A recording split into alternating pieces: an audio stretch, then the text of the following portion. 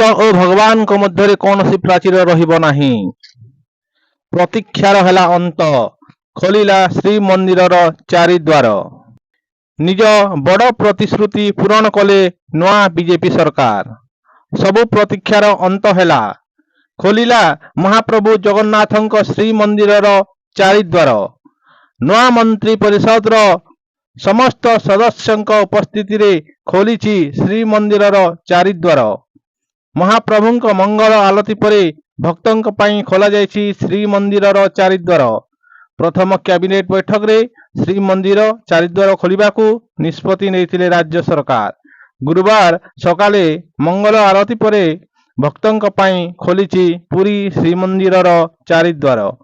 शपथ ग्रहण परे मुख्यमंत्री मोहन माझी लोकसेवा भवन रे प्रथम मंत्री परिषद और कैबिनेट बैठक रे अध्यक्षता करी 4टी गुरुत्वपूर्ण प्रस्ताव ग्रहण करथिले।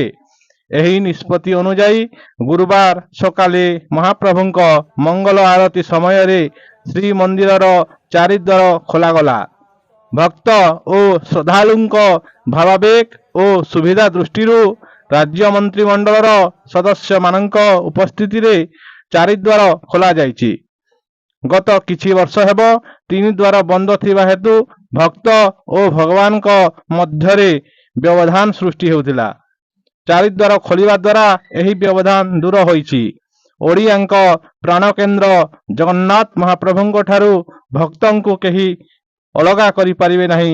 एहा ही नुआ बीजेपी सरकार प्रमाणित करिसंती। निज बड़ प्रतिश्रुति पूरण करिसंती नुआ बीजेपी सरकार। एमिति नुआ अपडेट वीडियो देखिबा पई आम चैनल ओडिशा फोकस पॉइंट को सब्सक्राइब करंतु एवं घंटी बटन को दबाई दियंतु सर्वप्रथमे नोटिफिकेशन पाइबा पई। धन्यवाद।